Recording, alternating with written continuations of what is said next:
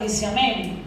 Dice la palabra del Señor, así dijo Jehová: no se alabe el sabio en su sabiduría, ni en su valentía se alabe el valiente, ni el rico se alabe en sus riquezas, mas alábese en esto el que se hubiera de alabar, en entenderme y conocerme, que yo soy Jehová, que hago misericordia, juicio y justicia en la tierra, porque estas cosas quiero, dice Jehová. Y aquí que vienen días, dice Jehová, en que castigaré a todo circuncidado y a todo incircunciso, a Egipto, a Judá, a Edom y a los hijos de Amón y de Moab, y a todos los arrinconados en el postrer rincón, los que moran en el desierto, porque todas las naciones son incircuncisas y toda la casa de Israel es incircuncisa de corazón.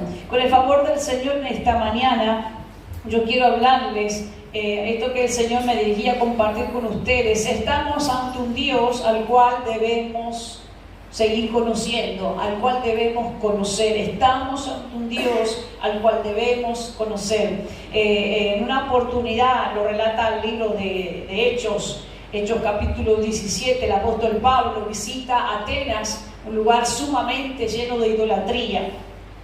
Y estamos nosotros en un mundo lleno de idolatría, lleno de idolatría.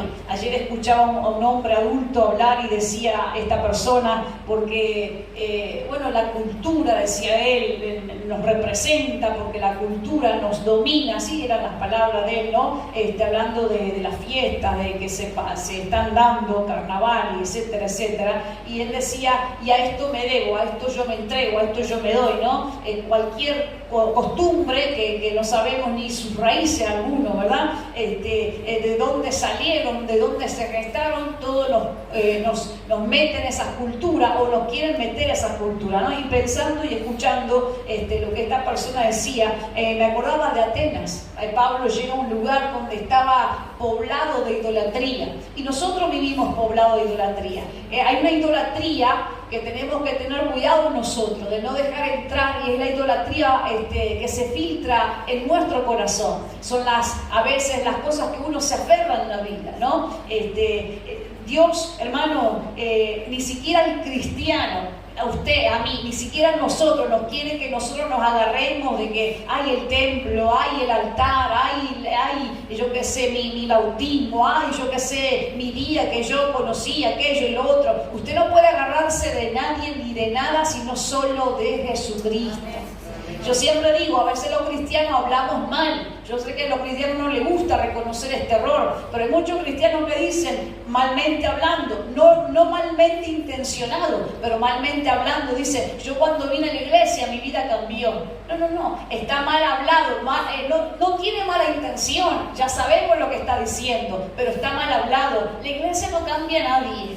Y discúlpeme que yo sea media franca con esto, hermano, pero usted sabe que en la iglesia hay gente que nunca cambió. Porque la iglesia no cambia. Es Dios que cambia este corazón. Y miren que los que venimos a la iglesia todavía tenemos mucho que cambiar dentro de nosotros. Y sabemos que no cambiamos por nosotros mismos, que es el poder de Dios, que si nosotros como dos sin tierra dejamos que Dios trabaje en nosotros, es Él que cambia. Pero la iglesia no cambia. Y a veces uno entiende que la persona necesita educarse para hablar, no porque uno quiera que hable el mismo dialecto, es que es un error creer que la iglesia me va a cambiar. Es que el día que mi pastor oró, el día que mi pastora hermano, reconozca a los servidores del Señor y honrelo, pero por favor reconozca que fue Dios que usó a esa gente, que fue Dios que tuvo misericordia, ¿no? Entonces, esa idolatría que tenemos que cuidarnos de no agarrarnos de nada en la vida, de nada. A veces a uno yo le cuento de este lado, ¿no? A veces el líder, ayer hablaba con una pastora mientras compartía después de una reunión que tuvimos, y ella me decía, estoy en un tiempo donde todo lo que yo me aferré se movilizó para mí, todo lo que yo agarraba se movía en mis manos, todo lo que en lo que yo me amparaba se salía de mi control. Porque a veces en el liderazgo le sucede estas cosas, nos suceden estas cosas, ¿no? Uno dice, bueno, pero yo te he confiado en el hermano, en la hermana, y en esto y en aquello, y aún Dios en su misericordia, porque solo por misericordia, Dios nos permite que no es así, hermano.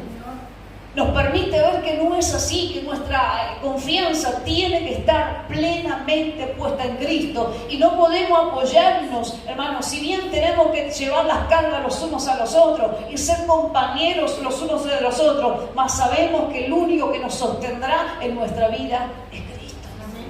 Amén. Y por eso es que uno se tiene que cuidar de la idolatría.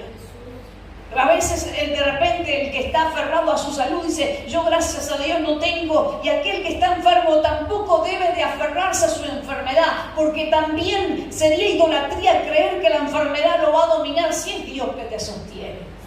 Yo en la semana pasada, como ustedes sabrán, ¿verdad? Y todos estos días yo le decía, Señor, porque me habían justo invitado esta semana y la otra semana yo había tenido unos compromisos también, y yo le decía, Señor, parece que cuanto más uno está enfermo, cuanto más uno está débil, más puertas se abren para uno poder moverse, ¿verdad? Yo le decía, Señor, pero yo no quiero decir no porque yo me sienta mal, ni quiero decir sí porque yo me sienta bien. Y yo quiero que tú me guíes a hacerlo.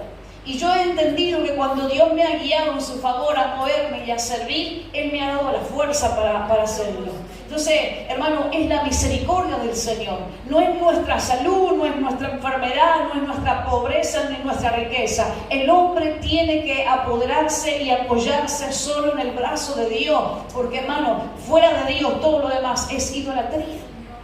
Todo lo demás va y viene. Entonces, cuando Pablo llega a Atenas, mira tanta idolatría y se sorprende. Queda tan choqueado, tal vez cargado de ver tanta gente poner la esperanza en cualquier cosa en esta vida. Mire, hermano, yo sé que usted me dirá, pero ¿por qué nos hablas de idolatría si nosotros tenemos solo a Dios? Pero repito, hay una idolatría que se filtra muchas veces en el corazón. El Señor le dice a la iglesia de Éfeso, le dice, mira, yo tengo algo contra ti, tú no me amas como me amabas, como al principio. Algo muchas veces, nosotros muchas veces ponemos en el lugar del Señor, y no hablo en todos los ámbitos de la vida, hermano, en todos los ámbitos de la vida, llenamos o queremos, ¿verdad? Ocupar, muchas veces malmente ocupamos ese espacio que se lo debemos a nuestro Señor con mayúscula, a cualquier otra cosa que en esta vida va y viene. Que nos libre el Señor, hermano, que te libre el Señor a ti, que me libre el Señor a mí de llenarnos de idolatría. Nadie va a reemplazar el lugar de Dios, nadie debería reemplazar el lugar de Dios, porque Dios es único. Cuando Pablo llega a Atenas y ve esa cantidad de idolatría, dice la palabra que él pasa cerca de un lugar, un altar, y en el altar estaba una inscripción, dice Pablo, allí en Hechos 17:23, y miré la inscripción, dice Pablo, y vi que la inscripción decía esto: al Dios con mayúscula no conocido. A ese Dios que ustedes, dice, le han puesto este altar sin conocerle, le han dedicado este altar sin conocerle, a ese Dios que yo conozco, a ese Dios yo les estoy predicando. Y qué tremendo esto, porque, hermano, el Señor le dice a Israel a través de Jeremías que no se alabe el sabio en su sabiduría. ¿Cuántas veces nosotros, y yo voy a hablar de mí, hermano, usted tome lo que usted entiende de su vida y para usted, porque Dios le va a dar sabiduría aún para escuchar el mensaje, pero yo entiendo para mí cuántas veces, hermano, y yo lo compartí un poquito ayer en la noche, ¿no? Hablando de José. ¿Cuántas veces, como José, hermano, Dios nos da algo en la vida y nos paseamos como pavos reales? ¿Y por qué yo decía esto, hermano? Porque el pavo real se luce con esas plumas. Y a veces el cristiano no sabe para qué Dios le dio lo que le dio. No es un trabalengua, pero el cristiano a veces no sabe lo que Dios le dio y para qué se lo dio. Entonces el cristiano piensa que lo que le dio Dios a él lo tiene, hermano, y él se pasea como un pavo real. Miren mis plumas. No, Josecito, no era para mirarte la túnica de color, era para servir, José. Y lo que Dios nos dio no es para que nos pasemos en la vida como pavos reales, sino para que nosotros entendamos el propósito de que Dios me dio esto, es para que yo sirva. y para que yo sirva como Dios quiere que yo sirva. Repito, yo tengo que servir de la manera que Dios quiere que yo sirva. El Señor en una de las parábolas de los evangelios dice que el siervo, después que hace lo que su Señor le manda hacer, el siervo no queda parado diciendo me va a agradecer, me va a dar la honra, me va a reconocer. No, el siervo no hace eso. Eso hacen los cristianos desesperados por un poco de gloria en el 2024. Pero los siervos de Dios, dice el Señor, que una vez que el siervo hace lo que su Señor le pidió hacer, el siervo dice, yo soy un siervo inútil. No es porque sea inútil de no saber hacer nada. Lo que dice es, yo soy un siervo que solo obedece lo que su Señor le pidió hacer. Yo soy un siervo inútil, hice lo que el Señor me pidió hacer. Amén. Entonces, que no se alabe el sabio en su sabiduría. Y aunque a veces no hemos alcanzado una plena sabiduría, muchas veces aún nos alabamos en el conocimiento que vamos alcanzando en la vida. Que no se alabe el sabio en su sabiduría. Que nos dio esa gracia, hermano, de reconocer. Porque yo ayer hablaba un poquito de José, ¿no? Como en el principio se ve un muchacho ahí, hermano, moviéndose entre sus hermanos. Y así lo denominé yo, con el perdón de José, pero como que si fuera una estrella entre sus hermanos. Y no era una estrella José, era un servidor. Pero eso lo entendemos, hermano, cuando nosotros conocemos a Dios. Repito, uno entiende que lo que Dios te dio no es para tu gloria, no es para tu honra, no es para tu jactancia, no es para mi jactancia. ¿Cómo uno lo entiende, hermano? Cuando uno conoce a Dios. Cuando uno ve a Jesús en la tierra ministrando, uno dice, qué tremendo. Él era Dios, pero no se llevó ninguna gloria de los hombros. Jesús decía, yo gloria de los hombres no recibo. No recibo. El Señor no se iba contento a dormir porque la gente le decía, ay, qué bueno que sanaste a mi hijo, qué bueno que resucitaste a aquel, qué bueno, ni porque la gente publicaba, porque no había redes sociales, pero la gente hacía que la fama de él se conociera, no solo dentro del territorio de Israel, sino fuera. Pero eso nunca lo llevó a Jesús a sentirse satisfecho con esa gloria, nunca la tomó. Gloria de hombre no recibo. Yo vine a hacer lo que el Padre me mandó a hacer, lo que yo vi hacer de mi Padre, decía él, eso yo hago. Y él, siendo Dios, nos mostró lo que era ser un siervo. Nos mostró lo que era no alabarse en la sabiduría. Él no era, hermano, el que tenía solo sabiduría. Él es el dador de la sabiduría, pero no se alabó en ninguna sabiduría. Lo que Dios te haya dado, hermano, lo que Dios me haya dado en la vida, que sea para honrar al Señor. No se alabe el sabio en su sabiduría. ¿Has adquirido experiencia en la vida? Bien. Pero yo sé que esa experiencia que adquiriste en la vida, que Dios te permitió en la vida, te va a ayudar para entender mejor a Dios, para conocer mejor a Dios, pero también para ser un instrumento para ayudar a otros que están en ese camino. ¿Me entiendes? Y yo me gozo en el Señor cuando leo la Escritura. Bueno, Pablo también habla un poquito de eso cuando exhorta a las mujeres grandes, a los hombres, a transmitir a través de la vida, de la experiencia, en la enseñanza de los demás. Vosotras ancianas, que sean ejemplo, que sean de ayuda. ¿Saben cuánta necesidad tenemos en los días de hoy? Que las mujeres que han pasado experiencias buenas, duras, y esa experiencia que no las llevaron a la amargura, la mujer de Dios, las experiencias duras que ha tenido, no la van a llevar a la amargura. Ellas van a ser como Ana, ellas van a ser, hermanos, como tantas mujeres que hemos visto en la palabra, que la dureza de la vida que pasaron ahora es para glorificar el nombre del Señor, como Noemí, por ejemplo. Que en el camino de la vida Noemí perdió a su esposo, a sus 2 hijos, pero terminó siendo, en el proceso que Dios la llevó a Noemí, terminó siendo madre espiritual para Ruth, terminó siendo abuela espiritual del rey David. Fíjese usted, terminó criando a aquel que después iba a traer a David, un gran rey que Israel tuvo. La Noemí que se dejó ministrar por Dios, la Noemí que se dejó restaurar por Dios. Y yo quiero decirle algo otra vez, la experiencia que usted adquirió, ya sea por el buen trato que la vida tuvo con usted y el maltrato, ha de ser también para glorificar a Dios. Sabemos pues que los que aman a Dios, ¿cuánto aman a Dios en este lugar? Los que aman a Dios, todas las cosas les ayudan para bien. Para bien. Hermano, usted me dirá, no, es que fue duro mi camino como para hablar tan fácil. Yo no estoy tratando de decir que fue fácil su proceso. Líbreme el Señor a mí si mi proceso tampoco ha sido fácil. Yo lo que digo es que, hermano, si nuestra vida está rendida en Dios, esas experiencias adquiridas terminarán siendo como el mismo José. Después que los hermanos la habían traicionado, después que incluso quisieron matarlo, él les dijo a los ojos a los hermanos, no fueron ustedes, fue Dios, fue el camino que Dios permitió que yo caminara para que ahora yo sirviera. Yo sé que esto es locura para algunos,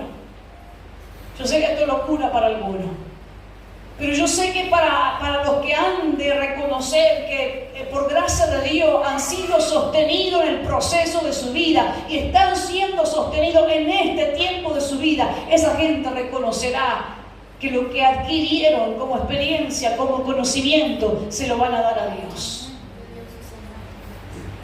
Ahora, hermano, quiera Dios que nosotros seamos esa tierra dócil. Yo sé que es difícil, porque Noemí fue difícil. El trato con Noemí fue muy difícil. Cuando ella perdió los hijos y el esposo, las nueras, la perseguían mucho y decían, vamos a estar contigo, te vamos a ayudar, no te vamos a dejar, vamos a adorar al mismo Dios que vos adorás, vamos a seguir adelante, Noemí. Y Noemí le decía, no, díganme, si yo estoy en amargura, si a mí Dios me dejó, si yo no tengo ninguna bendición, si a mí la desgracia me sigue, ¿y qué hijo voy a parir yo para ustedes? Y así hablaba Noemí. Y si la mano de Dios Todopoderoso está contra mí, si yo estoy maldita, déjenme, decía, pero bendita Ruth, bendito hermano, en el proceso de tu caminar, que Dios permite que tú entiendas que Él te dio lo que te dio y te permitió lo que en su soberanía te permitió, para que hoy también lo puedas reconocer a Dios. Jehová me dio, dijo Job, pero Jehová me quitó. Y sea el nombre de Jehová. ¿Sabe, hermano? Usted y yo podemos, usted de repente no tiene la responsabilidad de pararse detrás de un púlpito para predicar, pero yo le digo, usted también predica, yo también predico, más con nuestra vida que con nuestras palabras. Y el testimonio más verdadero que yo puedo dar no es a través de este púlpito, atrás de este púlpito, el testimonio más verdadero es la vida nuestra. Es la vida nuestra. Por eso yo no sé cuál ha sido esas experiencias, esa sabiduría, ese conocimiento, pero que no te lleve a la amargura ni a la negación de Dios, sino al reconocer a Dios, Y acá quiero hablar también, hermano, de aquel que crece espiritualmente y reconoce que Dios le dio. Y repito, reconózcalo a Dios. Yo reconozco a Dios, hermano, en mi vida porque según lo que yo tengo entendido, yo ni siquiera podía hablar.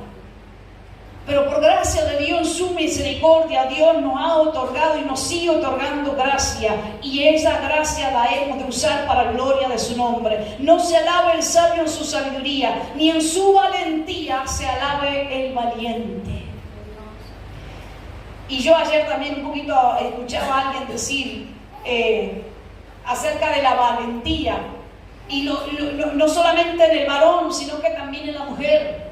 Cuántas cosas que requieren de nosotros valentía. Hay cosas que uno no las hace porque las quiere hacer, uno las hace porque tiene que ser valiente. Mira que te mando que te esfuerces y que seas valiente. Pero por si acaso usted piensa solo en el versículo 9, yo le digo que lea el versículo 8 de Josué, después lea el 10, porque varias veces Dios le habla a Josué diciéndole, tenés que ser valiente. Hay que ser valiente para pararse después de una caída. Hay que ser valiente para, hermano, seguir adelante aun cuando uno no tiene la fuerza. Hay que ser valiente para reconocer que muchas veces se nos cerraron la puerta o se cerró la puerta porque así Dios lo quiso. Porque quiso el Señor librarnos de que nuestra nuestra voluntad fuera hecha. Hay que ser valiente para que con humildad podamos ir ahora a la puerta que Dios sí nos abre. Amén. Tenemos que ser valientes, hermano, en la vida, porque Dios ha requerido de nosotros valentía. Mira que te mando que te esfuerces, que seas valiente, que no temas, que no desmayes. Tu Dios está contigo donde quiera que vayas. ¿Cuántas veces Dios nos ha dicho levántate? Él te ha tirado la mano y te ha levantado, pero ¿cuántas veces Dios te ha dicho levántate? ¿Y por qué uno, hermano, al leer la Escritura, Dios dice que nos levantemos? ¿Por qué? Claramente porque Él nos ha dado la autoridad de levantarnos, pero a veces estamos tan postrados en la vida y requiere que nosotros tengamos valentía. Levántate, levántate. Usted ha leído el capítulo 60, lo hemos citado tantas veces a Isaías 60. Levántate, resplandece. Lo que está diciendo Isaías, no te escondas entre las tinieblas, no te quedes en la oscuridad, levántate, tú tienes a Cristo, tú tienes la esperanza de Cristo en tu vida, levántate, resplandece. Pero ¿cómo me voy a levantar si todo lo que yo tengo a mi alrededor es malo? Si yo todo lo que tengo a mi alrededor es negativo, levántate, porque aquí que tinieblas cubrirán la tierra, oscuridad las naciones, pero Dios va a visitarte, va a amanecer sobre ti con gracia. Levántate. Y eso requiere, levantarse requiere valentía. Repito, requiere valentía. Yo no sé, hermanos, los que están enteros en la vida, pero los que hemos caído en algunas oportunidades, Dios nos ha levantado y nos ha dado la gracia de levantarnos. Ha requerido de nosotros valentía una y otra vez, una y otra vez. Pero dice la palabra que aún el valiente no debe de alabarse en su valentía. No fue tu valentía que te trajo hasta aquí. No fue mi valentía la que nos trajo hasta aquí en esta mañana. Fue el poder de Dios que reconocemos que nos dio valentía. Mire, hermano, alguien como yo, liderando por misericordia de Dios por más de 10 años, es solo la misericordia del Señor. Es solo la piedad del Señor, hermano. Y a veces cuando yo recuerdo, hermano, cuando yo le dije que sí al Señor, había tantas interrogancias que las siguen habiendo, pero yo trato de reducir esas interrogancias porque miro más el poder de Dios que lo que yo pueda hacer. Yo por ustedes, por la obra de Dios, yo no puedo hacer nada. Yo solo sirvo al Dios que es dueño de esta obra. Amén. Y sé que muchas veces Dios en la vida nos va a permitir seguir, hermano, avanzando. Y uno dirá, pero Señor, ¿cómo? ¿De qué manera? ¿De qué manera? Solo Dios sabe cuál ha sido tu tiempo de realmente vos decir, Señor, yo no puedo más con esto. Solo Dios ha sabido mi tiempo de uno estar a punto de desmayar. Pero no fue nuestra valentía, fue Dios que nos dio valentía. Fue Dios que nos fortaleció, fue Dios que nos alcanzó, fue Dios que nos tuvo misericordia. Yo sé que aquí, hermano, yo misma y usted que está aquí en este lugar, hemos pasado cosas que solo Dios sabe, que eran cosas que pensábamos que allí no salíamos más. Pero mire, démosle la gloria al Señor. No fuimos nosotros, no a nosotros, oh Jehová, sino a tu nombre le damos la gloria. Si no hubiera sido por el Señor, ya hubiéramos perecido. Pero gracias al Señor que nos mantiene. No se alabe el valiente, ni tampoco se alabe el rico en su riqueza, las posesiones de esta vida. Y de repente alguno me dirá esta mañana, bueno, nosotros no tenemos mucho de qué jactarnos, pero hermano, no nos jactemos de ninguna cosa, sino que démosle gloria al Señor. Mas alabes en esto el que supiera de alabar. ¿Sabe, hermano? Hay una grandeza tan grande que usted no ve de usted mismo. Y yo le voy a decir otra vez, porque usted dirá, grandeza de mí mismo, no se estará equivocando. Déjenme decirlo suave y pausadamente. Hay una grandeza que Dios ve de usted, que usted no la ve a veces. Déjenme repetírselo por tercera vez. Hay una grandeza dentro de usted que usted a veces no la ve, pero Dios la ve. ¿En qué sentido? ¿A qué me estoy refiriendo? Cuando la gente veía a un hombre enfermo tirado, hablando de Job, estoy hablando de él. Cuando la gente veía a un hombre, hermano, mal hablado, ahora criticado, no que era mal hablado, sino que hablaban mal de él, lo criticaban porque había perdido sus hijos. Un cristiano que pierde sus hijos, uno dirá, le falta bendición, le falta oración. Algo no está bien, estará bajo maldición. Él perdió a sus hijos, él perdió su matrimonio. Mira, hermano, hay una cosa que destroza el corazón de un hombre, de una mujer, y es el matrimonio. Porque la estabilidad en el caso de la mujer, pero también en el caso del hombre. Hay una destrucción interna en cuando la vida del hombre tocaba en el matrimonio. Esa vida es duramente golpeada. Y Job fue duramente golpeado en todas las áreas más difíciles, como padre, como esposo.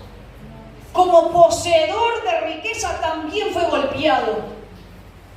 Como un hombre de renombre en la sociedad también, dice, los que me conocían se alejaban de mí. Ahora, ¿quién quería consejo de un hombre tirado, enfermo?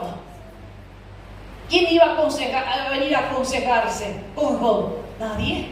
Pero dice la palabra que había una grandeza que Dios miró en él, que no sé si él la vio en el tiempo de su aflicción.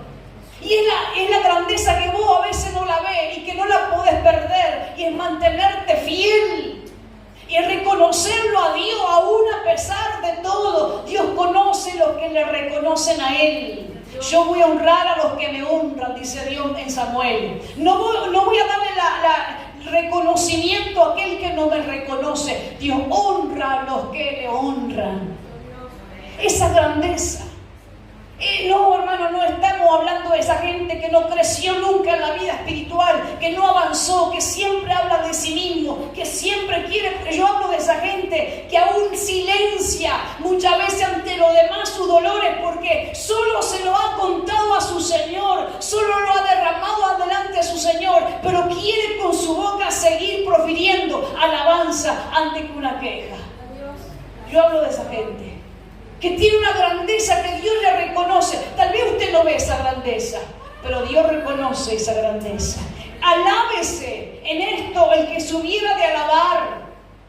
Mantenga eso, hermano, mantenga eso. Todo esto se le puede terminar. Todo esto, hermano. Nosotros en Uruguay tenemos la oportunidad de tener este bello templo, esta bella casa consagrada para orar a Dios, pero en otras regiones del mundo no la hay. Usted piensa que Dios no está allí. No equivoquemos. Dios está donde los hombres y las mujeres de Dios le buscan de corazón. Esto es solamente, hermano, una añadidura. Algunos la tienen, algunos no. Pero no hay que agarrarse de esto. El que tenga oído, que lo tome con cuidado también, ¿verdad?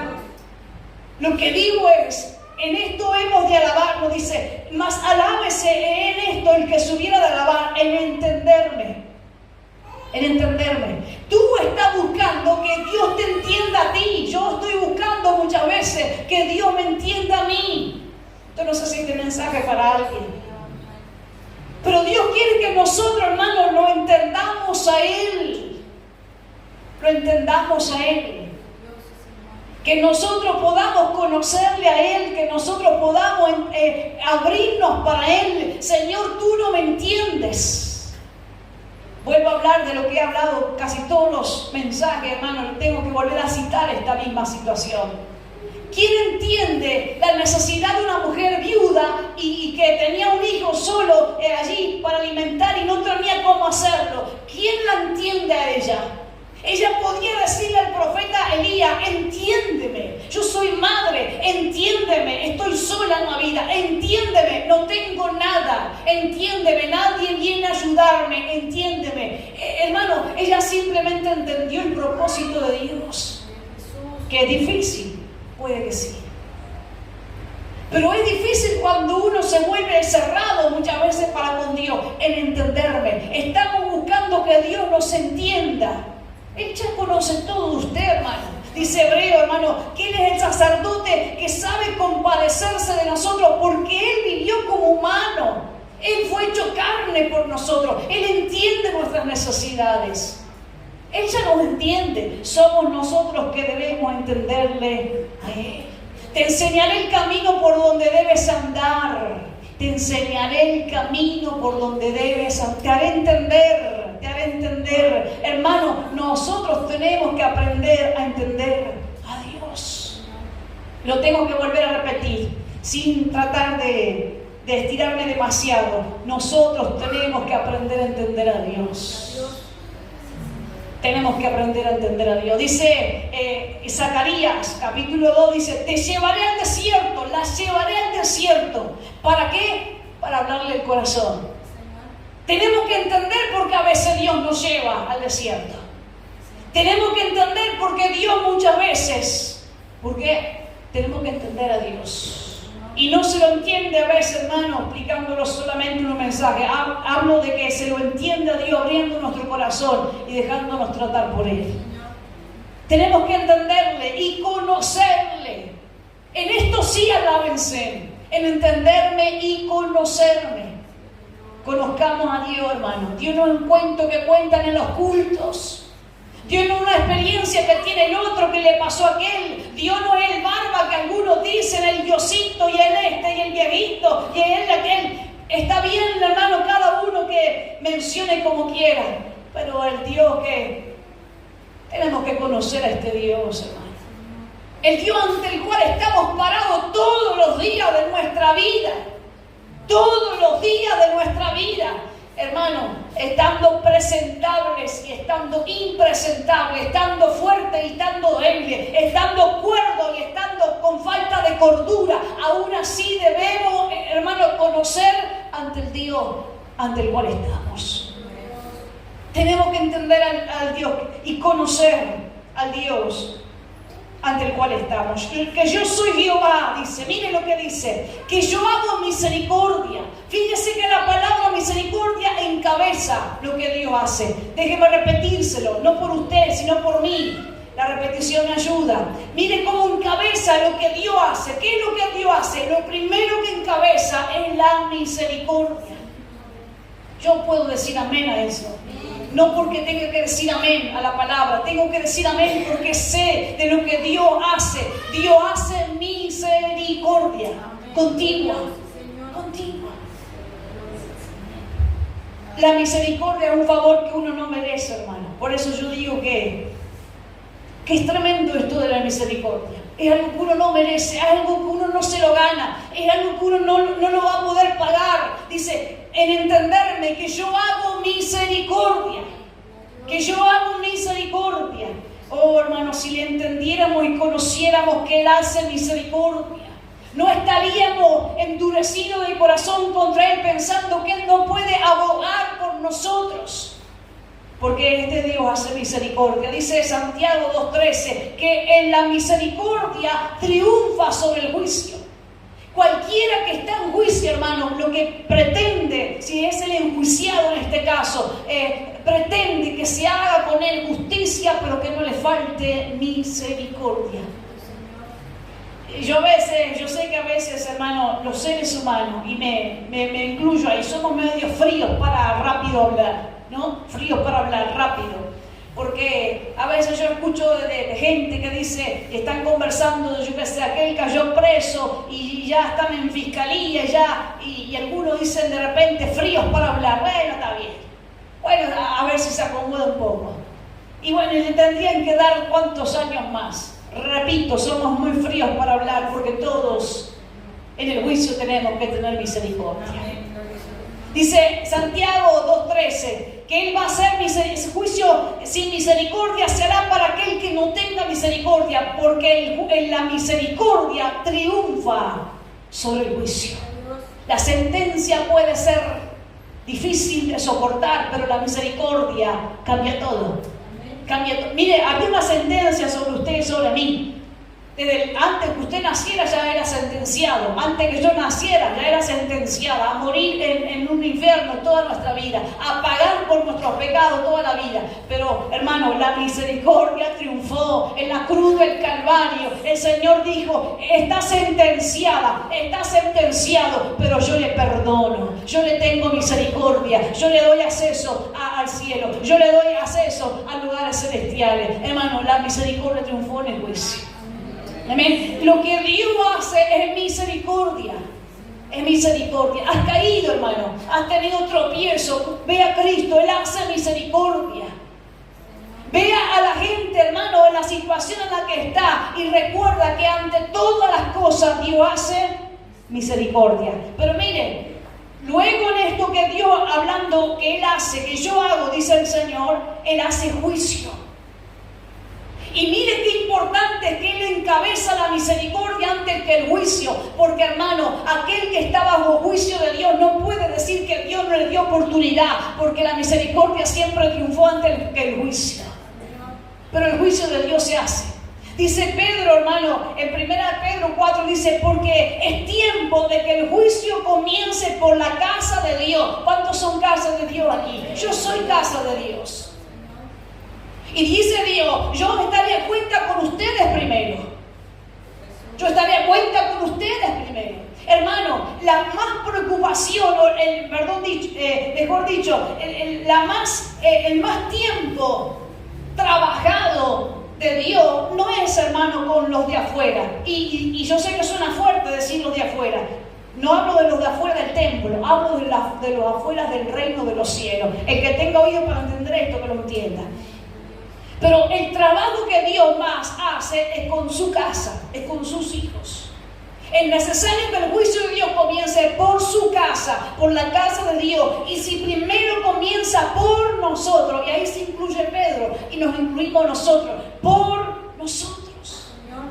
La misericordia triunfó sobre usted y sobre mí, pero Dios, hermano, siempre nos lleva a estar a cuenta con Él. Siempre. Porque Él es un Dios que hace juicio. Dice la palabra, y si primero comienza por nosotros, mire la pregunta que hace Pedro, ¿cuál será el fin de aquellos que no obedecen el Evangelio de Dios? Si el juicio, hermano, si usted y yo no nos escapamos de ser juzgados por Dios, ¿qué ha de hacer de aquel que no está bajo la gracia de Dios? Y si el justo con dificultad se salva, ¿en dónde aparecerá el impío y el pecador? Yo soy Jehová, entiéndanme, conózcanme, yo hago misericordia, pero también hace juicio. Amén. Y dice la palabra del Señor, como punto 3, allí en el versículo 24 de Jeremías 9, dice, yo hago justicia. Y yo digo, hermano, honesto, para mí hablar de justicia es un asunto que yo no puedo hablar ligero. Hay cosas que yo le digo a Dios a veces orando, Señor, primero hablar de ti no es ligero para mí. No es que agarro la Biblia y hablo y no, hermano, no hay que hablar con ligereza, estamos hablando de Dios. Pero cuando yo hablo de la justicia de Dios, hermano, yo a veces me quedo muda porque yo digo, Señor, es algo tan delicado para mí hablar de justicia. Para mí, no sé para usted, pero para mí es delicado hablar de justicia, porque si Dios tiene que hacer justicia, y hablo de mí ahora, no hablo de usted, yo siempre pienso en mis pecados, en mis transgresiones, en mis equivocaciones, entonces solamente me esperanzo que esta justicia está medida, está, hermano, mediada por Cristo. Si esta justicia no está tocada, mediada por Cristo, yo voy a ser culpable. Pero esta justicia que es por la fe, es mediante Cristo. Por eso dice Romanos 5, que Él nos justificó delante de Dios por medio de la fe. Este es un Dios que hace justicia. Decía la meditación del día martes, en Lucas capítulo 19 o 18, si no me equivoco. Hermano, dice, cómo Dios no va a hacer justicia a los que son suyos, a sus hijos que claman a Él de día y de noche. Les digo que pronto les hará justicia. Amén. Dios, hermano, hace justicia. Que hago justicia en la tierra, porque estas cosas quiero, dice Jehová. Vamos terminando. Y aquí que vienen días, dice Jehová, en que castigaré todo circuncidado y todo incircunciso. Déjenme rapidito decirle esto. El circunciso es aquel apartado, bajo pacto. Eso es circunciso, ¿sí? El que está circuncidado, el que está bajo pacto. Y el incircunciso es el que no está bajo pacto. ¿Sí? ¿Está bien? ¿Entendió eso? Circunciso es el que está bajo el pacto de Dios. El incircunciso, el que no está bajo el pacto. Pero dice, yo voy a castigar a todo morador, al circuncidado, al que está bajo pacto y al que no está bajo pacto. Para que entendamos a Dios. para que podamos, hermanos, conocer al Dios que nosotros, al Dios que estamos. Dice a Egipto, hablando del paganismo, hablando de los que de repente no están bajo pacto. A Judá estaba bajo pacto. Mire cómo los mezcla. Mire cómo este versículo mezcla a toda clase de humanos, a circuncisos, incircuncisos, a bajo pacto, fuera de pacto, los mezcla a Egipto, a Judá, a Edom, a los hijos de Amón, a Moab, a todos los arrinconados en el postrer rincón, los que moran en el desierto, porque todas las naciones son incircuncisas, están fuera del lugar, fuera de pacto, fuera de estar en acuerdo con Dios, y toda la casa de Israel, los escogidos, también es incircuncisa de corazón. Y quiero terminar y redondear con esto. Cuando uno ve estos versículos, hermano, uno sabe que el escondite de uno no es el templo. Cuando uno ve la palabra del Señor, uno sabe que no puede esconderse, como dice el Señor, no darle en mi casa como una cueva de ladrones. Que hemos pecado como ladrones, pero venimos a arrepentirnos, no para escondernos. Pero digo esto, hermano, porque al leer esta palabra, estos versículos, entendemos algo, hermano, que no podemos tomar ni la palabra del Señor, que no podemos tomar la vida cristiana para escondernos. Porque el Dios delante del cual nosotros estamos, Él hace misericordia, Él hace juicio y Él hace justicia. Y que, hermano, y que cuando Él tiene que allí hacer juicio, misericordia y justicia, Él lo hace porque a Él le place hacerlo, hermano, sin distinción de persona. Sin distinción de persona. Por eso dice la palabra que no es del que corre ni del que quiere, sino es de Dios, que tiene misericordia del que Él quiere tener misericordia. Amén. Que Dios pueda ayudarnos esta mañana y podamos entender, hermano, que estamos ante un Dios que necesitamos conocer. Apocalipsis 19:12 dice: tenía un nombre escrito que ninguno conocía sino Él mismo.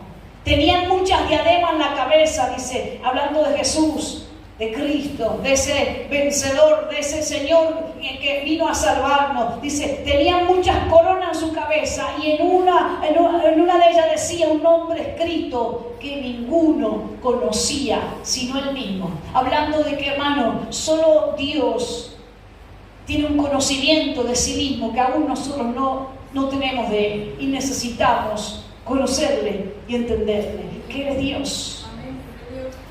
Si usted me permite decirlo, y el que tome esto, lo tome de parte de Dios, y el que lo quiera desechar, hágalo. Hermano, cuando el Señor dice que habla del trabajo final en la tierra, cuando el Señor habla del trabajo final en la tierra, Él habla de los obreros. Cuando el Señor habla del trabajo final en la tierra, Él habla de los obreros. Y dice la palabra que temprano, porque los trabajadores por lo general siempre están en la madrugada o bien temprano saliendo a trabajar. Temprano Él busca y llama trabajadores, y muchos dicen voy, amén, y van temprano.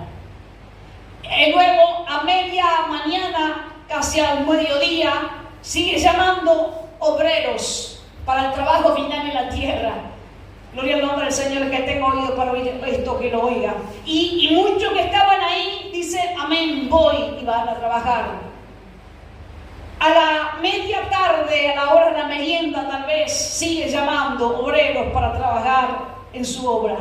Y se levantan a la media tarde algunos, dicen amén, yo voy a trabajar. Pero ya cuando la hora estaba a punto de terminar, la hora de trabajo, a la última hora, miró a algunos que estaban desocupados y le dijo: ¿cómo están desocupados? El trabajo se está haciendo, el tiempo se está terminando, vayan a trabajar. ¿Quieren trabajar en mi viña? Este es el pago, le dijo. Y estos dijeron: vamos. Cuando él tuvo que arreglar cuentas con cada uno, Esto lo digo para que el que esta mañana lo quiere tomar de parte de Dios, tal vez tú desde la mañana Dios te llamó y dijiste amén, o tal vez tú desde la última hora sigues estando sin trabajar para el Señor y en esta mañana o en este tiempo le vas a decir amén. Lo que quiero redondear con esto sin perderme es que cuando Él fue a pagarles a todos, Él había convenido con ellos y les había dicho, lo que te voy a pagar es esto. Y ellos dijeron amén. Desde la mañana le dijo, lo que te voy a pagar es esto. Ellos dijeron amén. Y cuando Él empezó a arreglar las cuentas, a los de la mañana le pagó como Él les había dicho que le iba a pagar. A los del mediodía le pagó como Él les había dicho que le iba a pagar. A los de la tarde también, como Él les había dicho que le iba a pagar. Pero los de la mañana y los de la media mañana se quejaron ante el Señor y dijeron, ¿cómo es esto? Nosotros nos comimos la mañana y todo el sol en la tarde. Y estuvimos trabajando duro. ¿Cómo es que esto a la última hora vendrán a trabajar y tú les pagas lo mismo que nosotros? Esto es para los que en esta mañana lo van a tomar de parte de Dios. Y el Señor dice, amigo, te debo algo. Yo que te dije a ti en la mañana que te iba a pagar esto, sí, te pagué eso, sí, no te debo nada. Lo mío, con lo mío, yo hago como yo quiero. Esto es para que lo tomes de parte de Dios. Necesitamos conocer a Dios, porque de repente el cristiano que tiene 40 años en el Evangelio dice, no, a mí ninguno de esto me va a superar. No, yo sé de parte de Dios. Pero hermano, si Dios tiene que recompensar y pagar a aquel que a la última hora se para y le cree a Dios, el Señor es dueño de lo suyo. El Señor es dueño de lo suyo. Así que si tú has entendido que Dios te ha hablado, toma esa palabra y di, yo sé que Dios es justo y hace misericordia y hace justicia. Pongámonos de pie en esta mañana, Señor.